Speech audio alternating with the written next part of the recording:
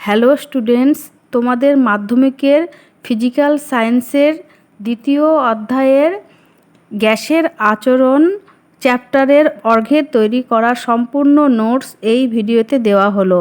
ভালো নম্বর পেতে অবশ্যই এই নোটসগুলি তুলে নাও। মাধ্যমিকের প্রতিটি বিষয়ের নোটস আমি তোমাদের সাথে শেয়ার করব, তাই ভিডিওগুলি বেশি করে শেয়ার করো আর চ্যানেলের সাথে যুক্ত হয়ে যাও।